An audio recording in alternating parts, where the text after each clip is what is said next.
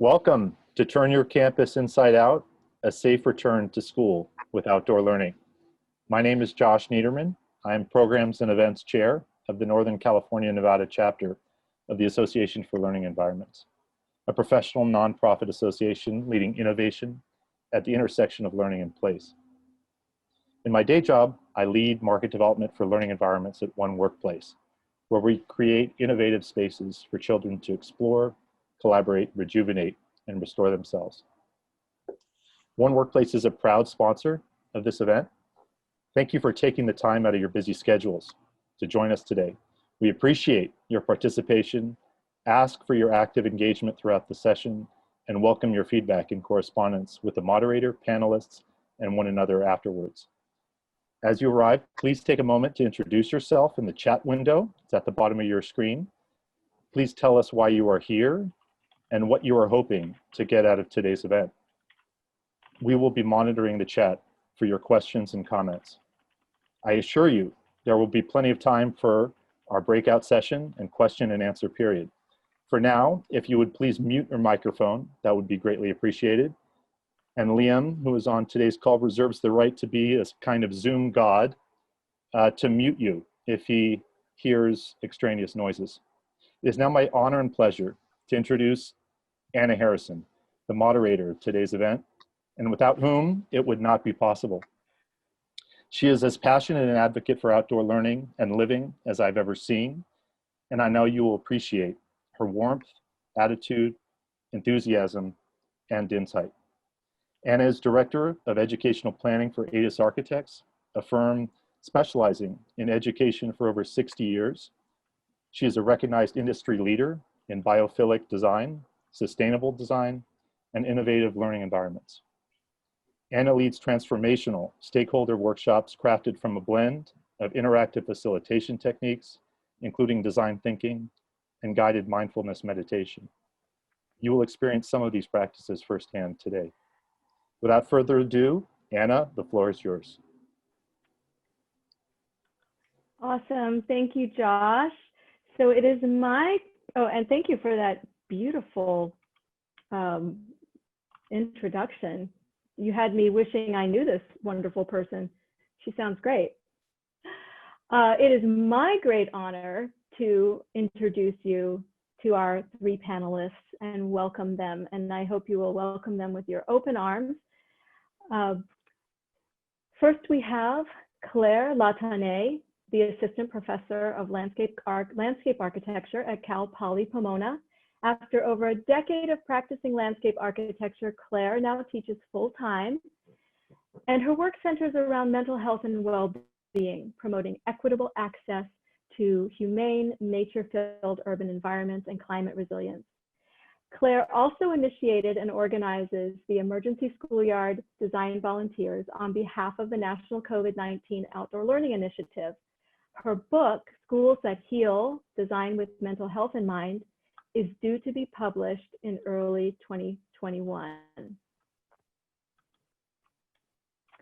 Our next panelist is Heather Malloy, Director of Outdoor Science School for the Santa Cruz County Office of Education. Heather has worked in outdoor education for 23 years, the last 14 in her current role. She's the former chair and current member of the California Outdoor School Association, and as a direct response to COVID-19, Heather is directing an outdoor distance learning support and STEAM program called the Science Outside Schoolyard Childcare Program for the public schools in Santa Cruz County. Welcome, Heather. And our third panelist is my dear friend, Paige Chizuski, Executive Director of the Charter School of Morgan Hill. Paige was a member of the founding team that shared a vision for an alternative kindergarten through 8th public school with an emphasis on project-based learning, strong family involvement, and community interaction. Charter School has been fully accredited by the Western Association of School and Colleges and has earned the California Distinguished School Award. The school currently serves over 600 students and has a lengthy waiting list. Prior to joining Charter School, Paige worked in education for over 10 years as an elementary and middle school teacher and principal. Please join me in welcoming our panelists. And now I'm going to share my screen with you.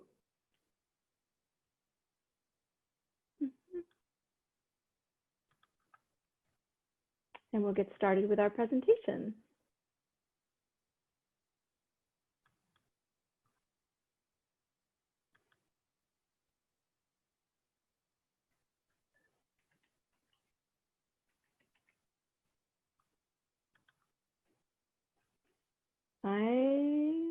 Let me try that again.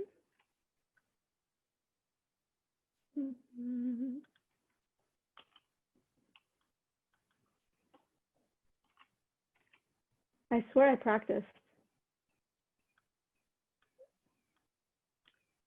Are you guys, can you give me a thumbs up if you are seeing the Campus Inside Out slide? I see a thumbs up. All right, fabulous. Managing my screens is a full-time job. Okay, let's get started. Turning your campus inside out, a safe return to school with outdoor learning. So first, I'm going to just tell you for a moment about the Association for Learning Environments, and this is our host organization. We're so excited to offer you this webinar and also introduce you to the A4LE for some of you who may not be familiar. The A4LE sole mission is improving the places where children learn, and they've been doing this since 1921. The mission of the A4LE is leading innovation at the intersection of learning and place.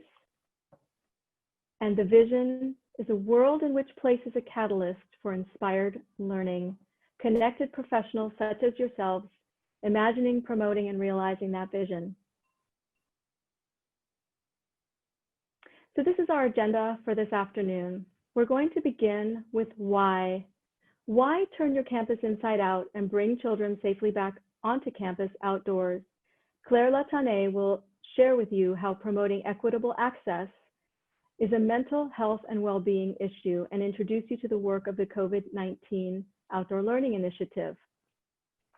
From our shared understanding of why outdoor learning and why now, we'll move on to our how with a brief overview of 2 case studies in outdoor learning that are currently underway. Heather Malloy will tell you about the Science Outside Schoolyard Childcare Program, and Paige Chizuski will tell you about the Charter School of Morgan Hill, who has obtained a waiver in Santa Clara County and has reopened school with outdoor learning.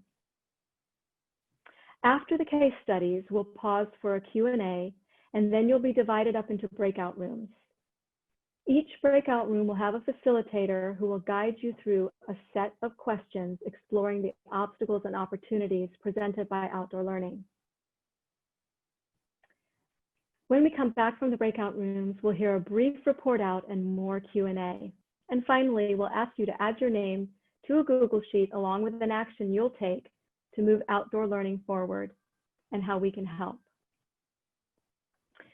The real purpose of this event is to demonstrate how one small action can start a ripple effect. It is a taste of what's possible. We do have a fast-paced interactive program ahead.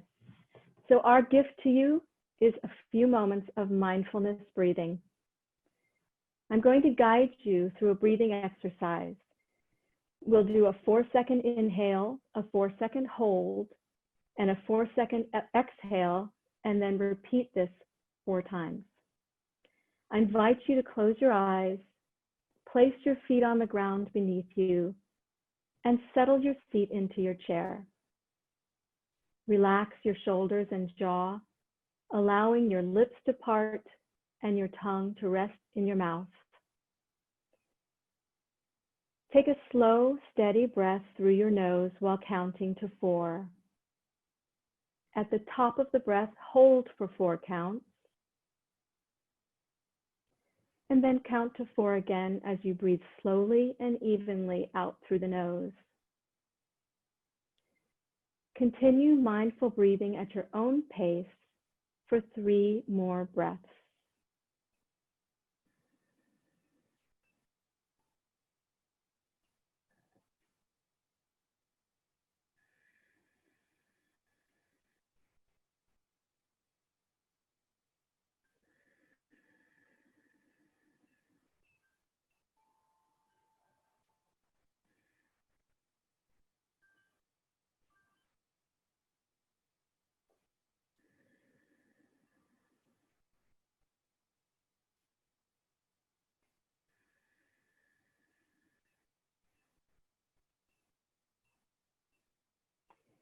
As you complete your 4 breaths, gently open your eyes and blink a few times. Welcome back, everyone. How do you feel? Awesome. Seeing lovely smiling faces. And with that, it is my great honor to turn us over to Claire. Thank you, Anna.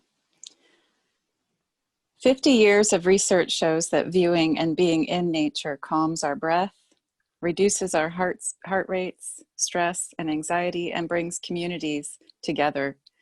Nature is especially helpful for people experiencing trauma. Our children and our families are experiencing the stress and trauma of the pandemic, historic wildfires, and an increasingly uncertain world. For many children, school is or was their safe space. Before 2020, a groundbreaking survey of 17,000 people found that 2/3 of the general population suffered from at least one adverse childhood experience, and around 20% experienced 3 or more. Adverse childhood experiences result in trauma, and the symptoms are often invisible or misleading. Students might act out of their fear with anger or hyperactivity, or by completely checking out. Education experts suggest treating all students with care, with a trauma-centered approach, knowing that the likelihood is that they struggle from adversity. A 2016 Los Angeles Unified School District study found that of students screened, 50% suffered moderate to severe PTSD, and 98% had experienced at least one traumatic event. These rates are likely similar in most city school districts, and this was measured before COVID-19. Today's generation of youth is defined by eco-anxiety, school shootings, a global pandemic, and social uprisings against systemic racism. Too many schools where children spend the majority of their young lives are designed in ways that increase stress, anxiety, and depression rather than relieve it. Despite the fact that natural environments boost the immune system, improve academic outcomes, and help heal trauma, our bias towards buildings shows in the tiny number of articles, experts, teachers, or parents advocating for using outdoor space. I've found 3 main principles of design strategies that support students' mental health. 1, create environments that nurture a sense of belonging. 2, provide nature-full places. And 3, inspire awe, curiosity, or wonder.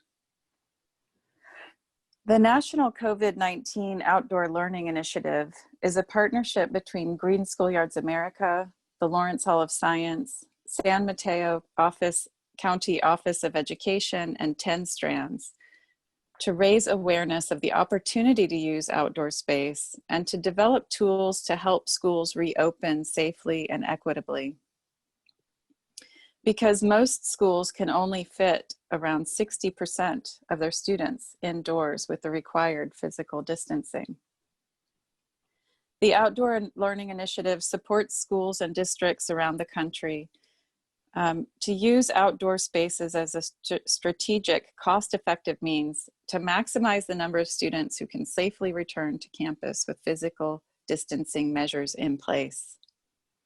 The idea is to reframe outdoor learning as Plan A and consider online and indoor options as the backup plans.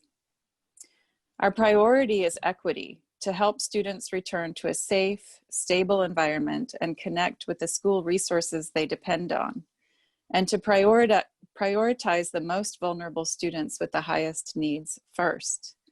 Now Heather will show us an example of what this can look like as one of the early adopters of this initiative. Thank you, Claire. So I'm going to share a little bit about how we've been finding solutions to the inequities of distance learning.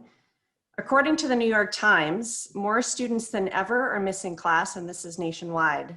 And this absent rate appears particularly high in schools with many low-income students whose access to home computers and internet connections can be spotty.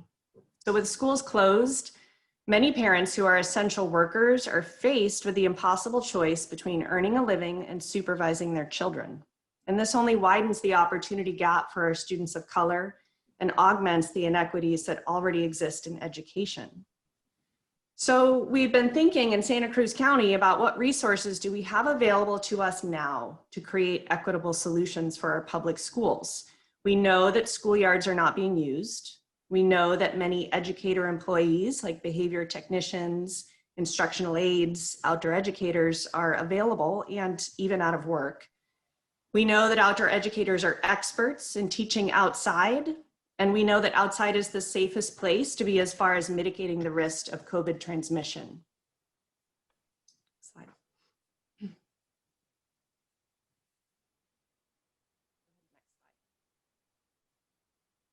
So our solution is the Science Outside Schoolyard Childcare Program. We decided let's bring our students onto their school campus where they will have a safe outside space to participate in their distance learning, and they can receive support from educators. In a pilot partnership with Santa Cruz City Schools, we have created small, stable cohorts with up to 12 students and 2 adults. And in our program, we employ the 4 most important COVID mitigation strategies, which include masks for everyone, sanitization of hands, surfaces, and shared equipment, physical distancing, and of course, fresh air. Next slide.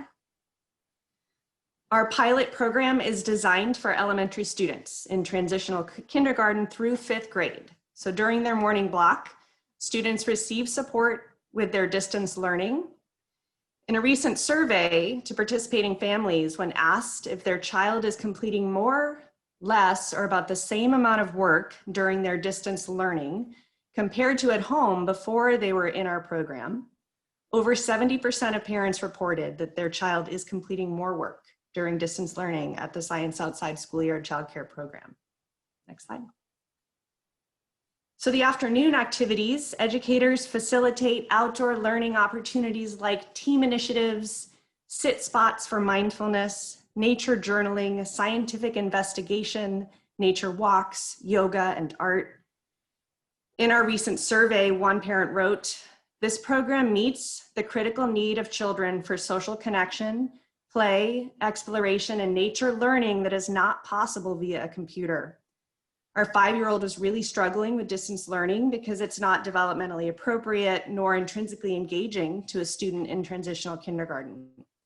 He is loving the opportunity to play outside and learn in the real world and learn the learning that Science Outside provides. He seems to be focusing and engaged better with his distance learning due to the balance he is getting with Science Outside. Next slide. So we're shifting the paradigm, and we find that we're reaching a tipping point to shift the perspective of where authentic learning can take place. We know that outside is the safest place regarding COVID, and we also know that time outside improves mental focus, attention span, mood, and even vision. And now, as schools are shifting their focus to outside learning, they are seeing the benefits for children and the possibilities to continue outside learning in the future in our post-COVID world. Next slide. So what's next?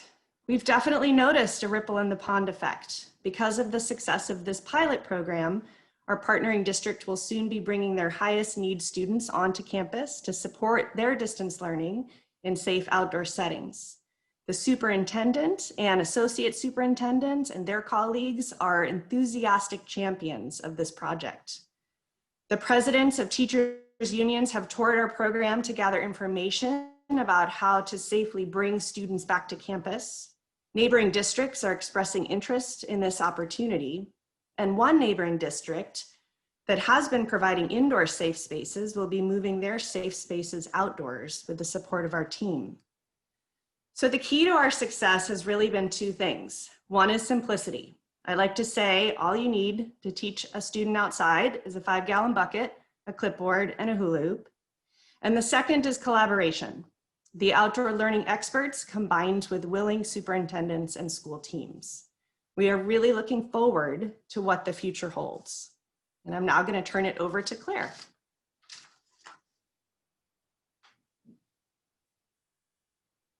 Also Actually, known Heather, as I think also you're. known as Paige. Oh, I'm sorry. I'm turning it over to Paige. Claire, we don't need you to go again. Although it was great. I'm going to turn it over to Paige. Thank you, Heather. I'd like to share with you today another example of how a school is utilizing outdoor classrooms. First, I need to thank Anna for planting the initial seeds around outdoor learning and for introducing me to Green Schoolyards America and the Outdoor Learning Initiative. Charter School of Morgan Hill, like thousands of schools in California, said goodbye to our students on March 13th. At that time, we would have never guessed that we'd spend the rest of the 1920 school year teaching online, much less have to start the 2021 school year with distance learning. As we wrote our reopening plan, our goal was to create a systematic, phased-in approach with the priority being around the health and safety of our staff and students. As we heard more and more about the benefits of outdoor classrooms, we decided to give it a try. So how did we go about implementing our plan? Well, the first item on our agenda was to talk to our teachers. If I didn't have their buy-in, it was never going to work. So we met with the kindergarten and first grade teams, and 5 out of the 6 teachers wanted to go back to in-person learning and were willing to do it outside. They had recognized the difficulties of teaching 5- and 6-year-olds via Zoom. And if any parents out there have 5- and 6-year-olds that they're trying to monitor on Zoom, they know what I'm talking about. And so this prompted us to apply for a waiver. We then asked every kindergarten and first grade family to make a choice of in-person or distance learning, knowing that this would be a commitment they'd make for a minimum of 8 weeks. Our waiver was granted, and on September 17th, exactly 6 months after closing our doors, we reopened our campus to small cohorts of kindergarten and first grade students. The students stay in their small cohorts of 12 students or less and do in-person learning from either 8 to 10:45 or 12 to 2:45 every day. We have a health screening app that parents complete every day prior to their child coming to school. The students wear their masks as they come onto campus. They disinfect their hands as they enter. We've assigned recess areas and times where the cohorts get to go out, do their recess. We have assigned bathrooms for students. We have assigned bathrooms for staff. And we do cleaning between cohorts. So how do we get our campus ready? Each of the teachers got to choose a space on campus to set up their outdoor classroom. I know all of us probably have seen how resourceful and teachers can be, and this was no different. They can truly make any space inviting and welcoming to students. Here we have some pictures of just some areas we took at the school and set up classrooms. We'd recently cut down some trees, so we used the stumps to create circles. One of our classrooms is in our back field where we just brought in our lunch tables and put up a quick pop-up. Show some of the other classrooms, Anna. This top classroom here is actually in our lunchroom area. We have an outdoor lunch area, so one of our kindergarten class, those tables are now all over our campus. We used every outdoor table that we can possibly find. And they just set up by our lunchroom area. We also pulled tables from inside some of the classrooms and brought them out, and then bought plastic tablecloths that will cover them at night to protect them from the rain and the elements, or just the moisture in the air. So we have just some of those. We bought sail shades to protect the students and the teachers from the sun. We put up old whiteboards on the walls. We purchased easel whiteboards for classrooms that didn't have wall space. We had to figure out a different writing surface. So you'll see on this bottom picture, those black little tablets are for the writing surface on those bumpy tables, because the bumpy tables weren't conducive to writing. So we kind of figured that all out along the way. And a next slide. There's one of the little circles, even finding creative ways to display student work. I walked through that classroom the other day and she had taken a string from one tree to another and started pinning the work up with clothespins. So like I said, the teacher's creativity goes beyond imagination.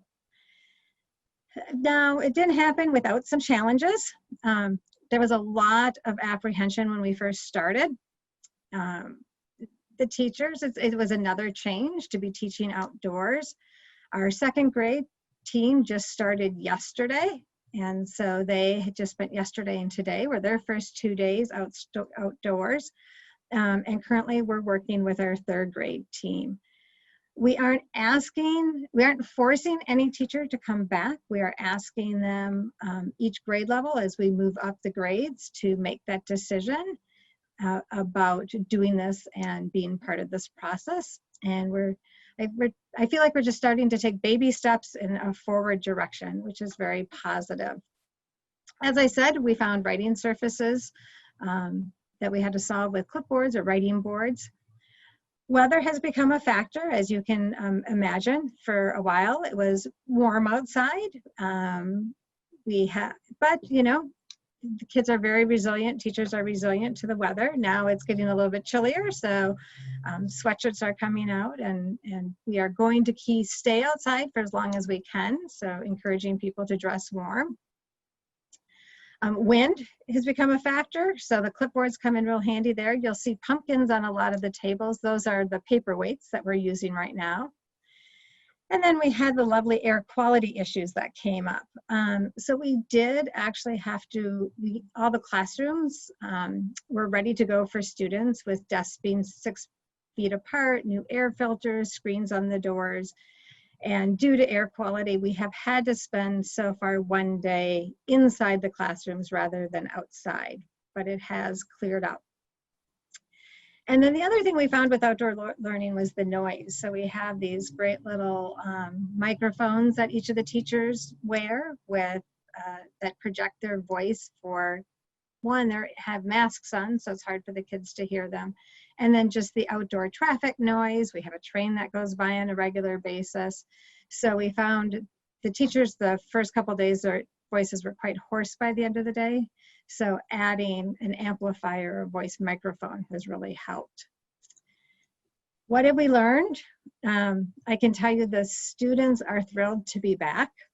I am thrilled to have kid noise on campus again. Seeing the kids interact and just have that social interaction and hearing them laughing and giggling with their friends out on the playground has made all the work to get to this point worth it. My second grade teacher yesterday said that she was absolutely amazed at the amount of work that they were able to accomplish in less than 3 hours of time. And the fact that she can give them immediate feedback and see what they're doing and what they're thinking. Our biggest takeaway, though, is that it can be done. My 2 kinder teachers, as you can see in this picture, came to school the other day with these t-shirts. And I thought that the quote on the t-shirts expressed it best. And that is that not all classrooms have to have 4 walls. So Anna, back to you. Thank you. Thank you, Paige. Thank you, Claire. Thank you, Heather. I'd like to take this moment to invite questions, and I'm going to kind of kick us off. I think we have Miss Molly Parks in the room. Are you in the room, madam? I am. Wonderful. I wonder if you could give us a quick perspective from your point of view of the outdoor science program at Santa Cruz City Schools.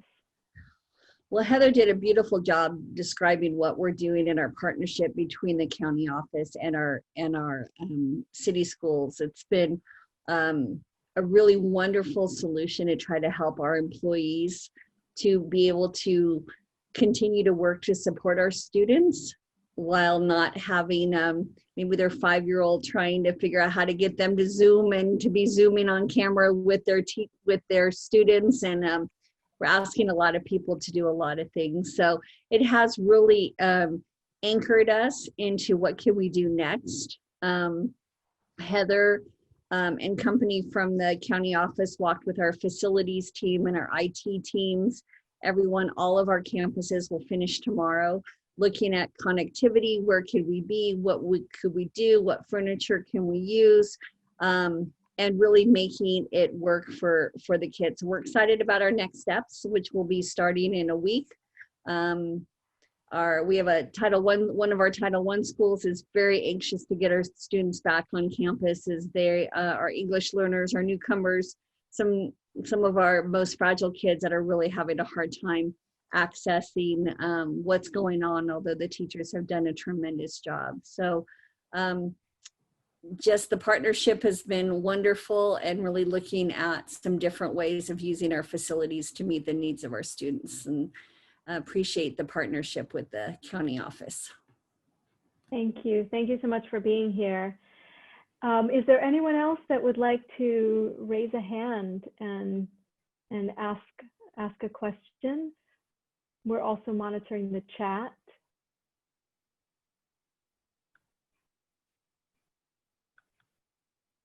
Can't quite see everybody at once. Josh, are you seeing anything in the chat that you'd like to bring out? Here we go. I see some questions. Grade levels. What grade levels? So Bill, I think that's Bill, yes? God, how do you balance the number of children that want to come back with the number of teachers? We've got, and anyone just jump in to answer these. So Anna, right now we've done K through second. We're adding third in 2 weeks, and then fourth by October 29th. We are K through 8, and our goal is to add all the grades.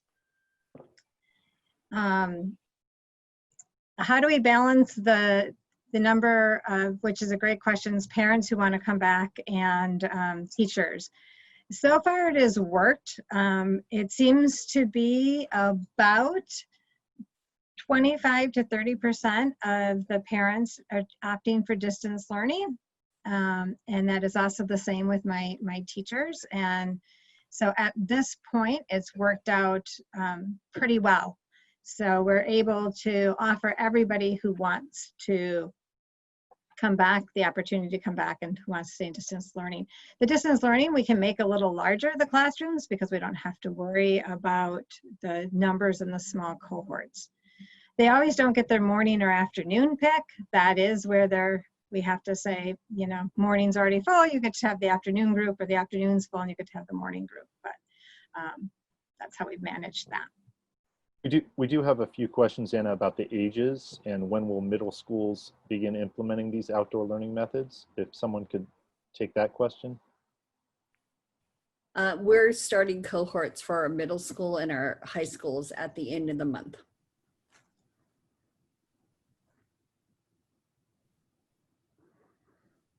So I like Matt's question. Is this thought of as a temporary solution or a more long-term permanent?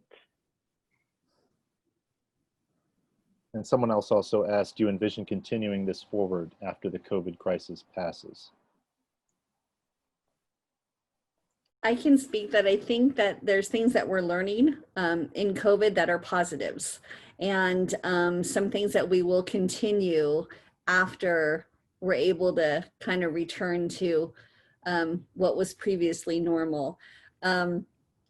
And I think, you know, having outdoor spaces and being outdoors and knowing that we can expand outside of the walls is something of one of those positives that we've learned. So our next step is possibly in January to possibly come back to hybrid learning. and using as much outdoor space as we can. So I see that questions are continuing, and this makes us very, very happy. We want to whet your appetites and keep the conversations going long after this event is over. I am mindful of the time, and I know that Liam is working very hard creating the breakout rooms.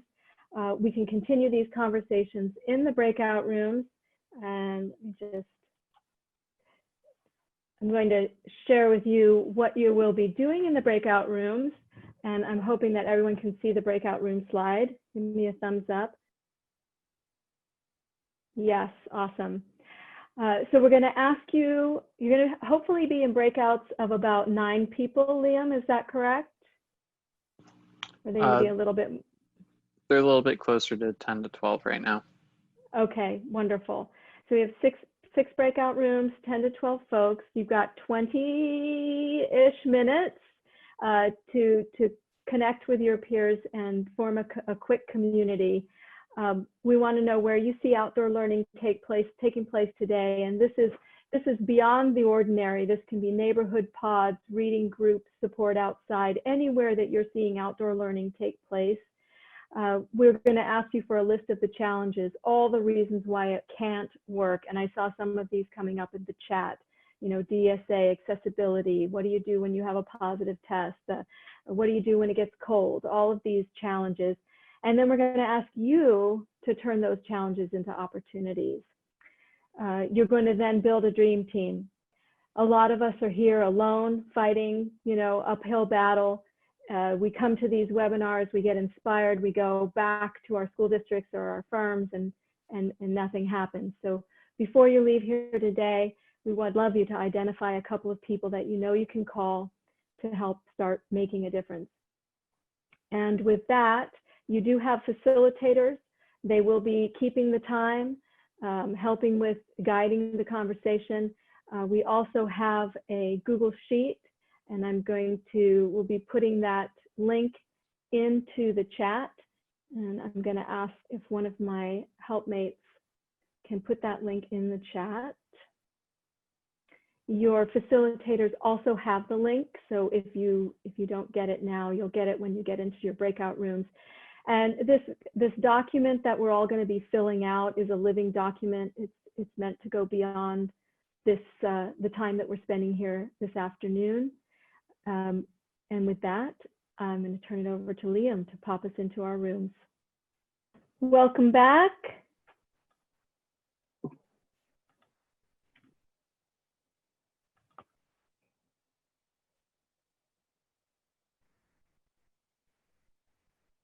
Everybody's starting to pop back in. So we're going to ask the facilitators to do a quick report out about kind of what was sort of some of the key themes that were going on. And Liam, can you tell me if everybody is back yet or if we need to wait a moment? We're all gathered back together. We're all back together. Okay, welcome. So feel free to just go ahead and write in the chat anything that you want to share about your breakout room experience. And I'm going to call on my first, let's see, who shall I call on? John, are you back? Would you like to give us a little report out from your breakout room experience, please? Yes. Well, so first of all, every single breakout room experience I've had in this whole COVID lockdown situation is that they're always too short. They always cut off right in the middle of a brilliant. Dr. Kramer was about to say something incredibly poignant, and unfortunately we got shoved back into the group here. So I know she has important things to say. So I was going to just make a plug is that the Google Doc is going to continue to be available for how long, Anna? Maybe forever? Maybe forever. Maybe yes. forever. So if you have thoughts, please go there. Continue to, if you have any thoughts, type something in there. So that being said, the other thing I've noticed is that whenever I'm given 4 questions to ask during a breakout, we hit the first question, then talk for the entire time. So as a report out, it's not question 1, 2, 3, 4 so much as to say that There was a really interesting dialogue actually in the short period of time that we had together. You know, there was we talked a little bit, actually the first part, we talked a lot about kind of the high school experience. That, you know, high schools are pretty much all entirely online. And there was a little talk about how even high schoolers online are still taking their laptops outside, so they get their own outdoor experience, and they should be encouraged to do so. So they get some fresh air and they get a little bit of that, the good hormones running, because being outside is good for your mind, body, and spirit. There was some talk about how, you know, even if your outdoor environment isn't picturesque and beautiful and tree stumps and goats and oak trees, maybe it's asphalt and chain link fence, but you're still outside. So that is still better than nothing. So that maybe that shouldn't, the aesthetics of your environment shouldn't govern whether or not you go out into it. My own experience with my own son, who, even though he's doing high school at home, he's going to the campus to do marching band practice in very small groups, socially distanced, but at least he's getting he's getting some social interaction, he's getting some outdoors and so forth. We talked about weather and rain and cold, and the value of a raincoat and a hat or an umbrella, rather than having to build a $500 square foot building to protect them. That because that's all part of the resilience question, and being maybe a little too overprotective is counterproductive. But you still do need to be cognizant of the people who have more sort of severe sensitivities to cold or wind and so forth. But at the same time, there's still a sort of an undeniable opportunity for people to be in that environment and make that a part of that sort of external stimulation. Thank And you, finally, John. I'll be done in a second. Dream team, teacher buy-in. You get teacher buy-in, then a lot of other dominoes fall into place. So that's my report out. Sorry if it took up too long. Excellent. No, I knew what I was getting into when I called on you. I'm wondering if I could have another facilitator just volunteer to do a short little synopsis of the major themes. I can call on you. I see Gayatri. I know Mary's out there. Josh. I'm also thinking about, yay, thanks, Mary. Sure. Briefly, it was a great conversation. We talked about taking, opportunities to use underutilized space, space that is now even commercial space that is vacant, public-private partnerships. If those had been developed well before this had happened, before COVID, there would be access to more space, but the challenge of fear and risk and liability is a big one. So we were grateful to have Paige, a pioneer in this, in her case study in our group, because it's folks like her who kind of show how a thoughtful, actionable rollout can really happen and really provide a success story to inspire others to start thinking about how this might be possible. So that was, and then for teaming, obviously teachers and landscape architects, the experts on the Green School group who's been doing such wonderful work already. There's quite a lot of resources and there will continue to be. So I love the idea of this spreadsheet, this Google being on forever and just growing and growing. So it was a good conversation that we had. Thank you. Thank you, Mary. And I see Molly's in the room. Hi, Molly. I'm wondering if I can get an impression from you. Which group were you in? Who was your facilitator? I need to apologize. Got called on the phone, so I missed most of the conversation. Actually, but I Molly, was in Mary's group. You were in Mary's group. Okay. How about you? I'm going to go to the next Molly. Molly Stitt. Molly, are you there? I'm calling on you. I don't know if you're multitasking or not, but Can we hear from you? Oh, caught in the act of multitasking. All Sorry, right, I got confused with the mollies. Sorry, That's I got fine. confused with the mollies. You two are right next to each other on my screen as well.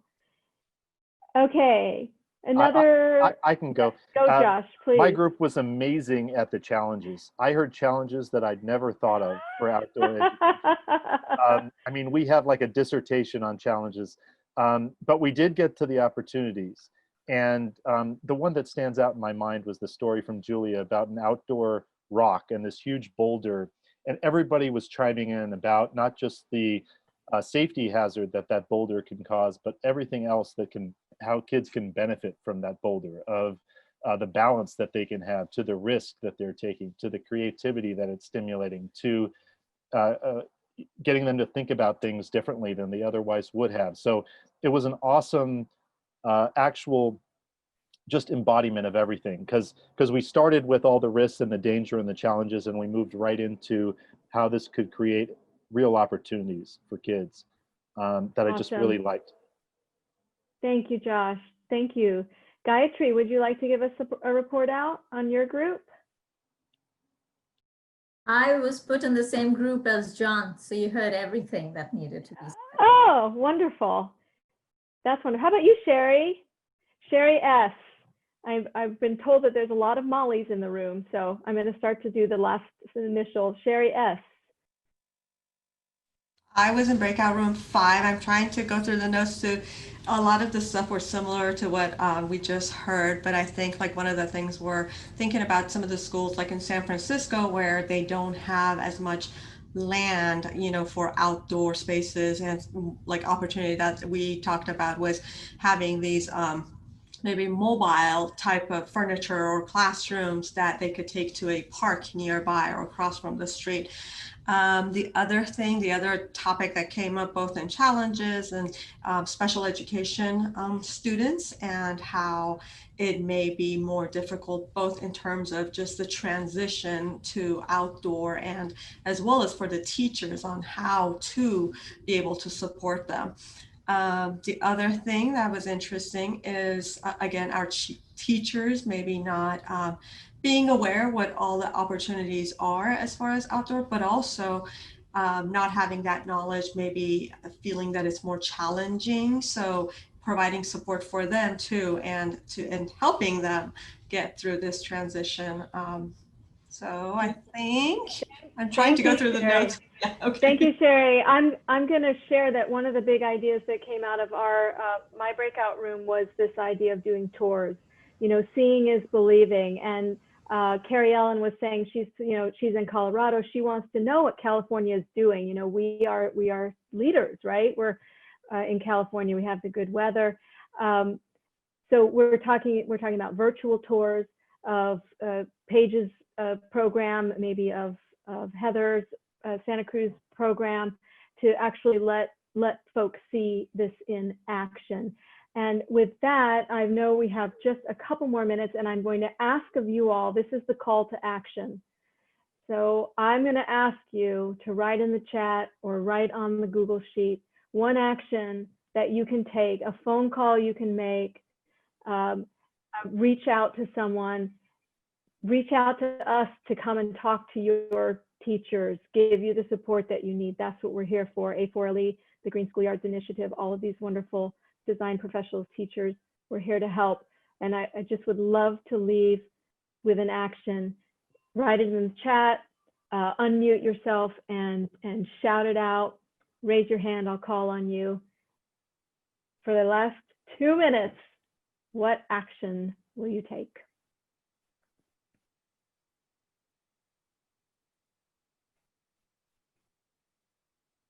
All right, I'm going to commit to continuing to fill out and populate the Google document because there's ongoing thoughts. So who's with me? I want to first read everyone else's too, so that's my action item.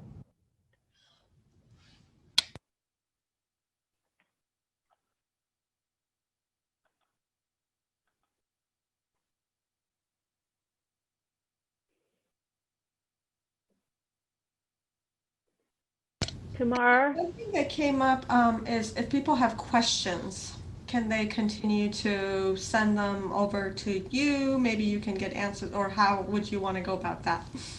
Yes, so you'll notice in the Google Doc, there is, in the Google Sheet, there is a section called, do you want help? Do you want to be contacted? Do you have questions? Our intention is to reach back out to each and every one of you, ask you about this experience, how it could be better, if you would like us to do it again, how you would like us to do it, and who we can connect you with. We have Claire Latanier here, we have Tamar, we have people from the COVID-19 Outdoor Learning Initiative, where there's a volunteer sign-up sheet that you can go and sign up for actually getting some professional help, volunteer help on your campus. So yes, continue to reach out to us, and we will reach out to you. Our contact information, everyone's contact information is in the Google Sheet. So let's keep it going. Our idea of success is that this engagement continues and you all continue to engage with one another. And I think we are at 4:15. I can stay on if you want to stay on and have an informal chat. I don't think we're going to get kicked out. Carla, is that true? Can we stay on for a couple minutes? You can stay on for 15 more minutes. Wonderful. So feel free to go. We are closed.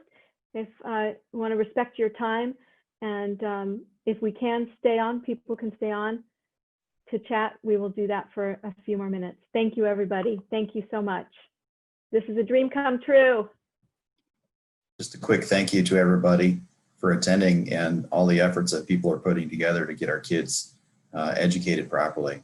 It's tremendous to see. So thank you all. Thank you, Michael.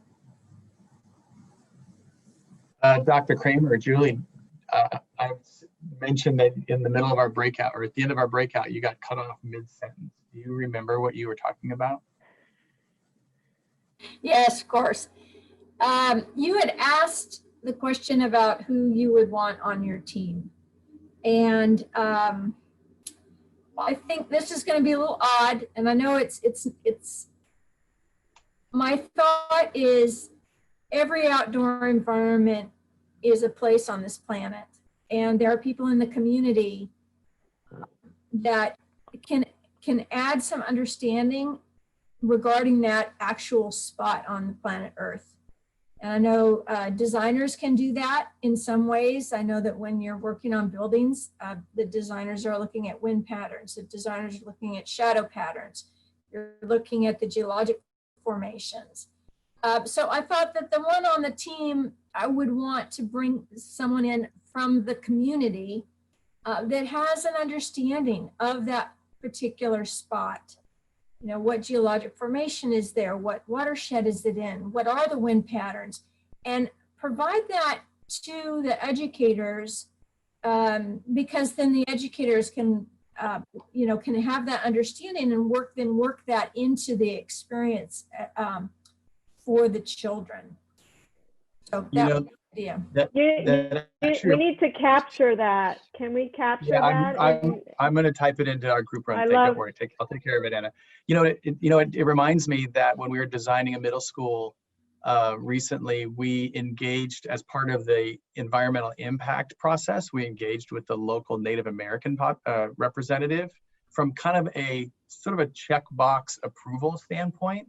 But I'm thinking, was there a missed opportunity to actually bring them to bring that as a cultural influence to the design itself? You know, how did the ancient peoples, who knows what that could have done to inform the design? Well, and I think that is a missed opportunity, especially in this current climate where I was just on another conference that called it restorative design. And really the understanding, for example, that I'm on stolen Kumeyaay land right now, or if I was up in where I grew up in Estlands, we have a sort of a critical understanding about pioneers and Go West Young Man and homesteaders, that we then build upon with our built environment, when in essence, that was the result of some have and have not situation back then. So, I mean, depending on the age, there's sort of also a critical understanding you can bring in. But then, when you do ask those kind of questions, when you're talking specifically about indigenous populations, there was a different relationship to the land. I mean, the built environment was different. The relationship to what the way in which they stewarded the lands was different. And so again, that opportunity is to check the box, or that opportunity is, if we were looking at this piece of land that we're going to go out to now every day, what stewardship can happen in that space? I mean, like someone was saying about the rock, what's the opportunities at the rock? How do we steward the rock that's there? Or not steward the rock, you could graffiti it and not steward it, or you could see it as what it is, something that's been there, represents, millions of years of formation. So yeah, I think this is what I was putting as that my action item was to continue to just explore this connection of the outdoors, sort of from a cultural aspect. Understanding that each student that comes in through the schoolhouse door, in this case, going out of the schoolhouse door and into the outdoor environment, their culture may have a different relationship to the outdoors. Not everybody has that same relationship to the outdoors, culturally speaking, or then just lived experience. Some people are more familiar with the outdoors than others, and having that awareness to have a belonging environment if a student is more or less familiar with being literally outside. Some students have more ability and understanding of it than others at this point. Thanks, Julie. That was great. You're getting a lot of thumbs up and accolades in the chat, Dr. Kramer. A lot of people are agreeing with you and thanking you. Ooh, I want more on this than another one. Okay. And I think that we might have to. We've had over 90 people register for this webinar. We had to turn down people because we had too many people trying to attend, which I think speaks to the urgency of the topic and the interest in the topic. And it wouldn't be possible without all of you being on today's call. And I'm very grateful for that. So, and Anna, also, this is Carla from A4LE. We're going to be doing an outdoor symposium similar to the one that we had done in Portland, but I think that the impact with COVID is going to be much greater. So we'll see a greater attendance. So maybe we can stay in touch with regards to that as well. Awesome. Yes, please. I went to the last one and it was really wonderful. Wonderful. Yeah, we got to ride on a bus and actually go see different natural playground sites. Oh, that was a great experience. Mm-hmm. Thank you to A4LE. Thank you to One Workplace. Thank you to Flint. Thank you to our, we had 3 sponsors. Who am I missing? DLR. Yay. Thank you to all of our sponsors. And hope you guys have a lovely rest of your week.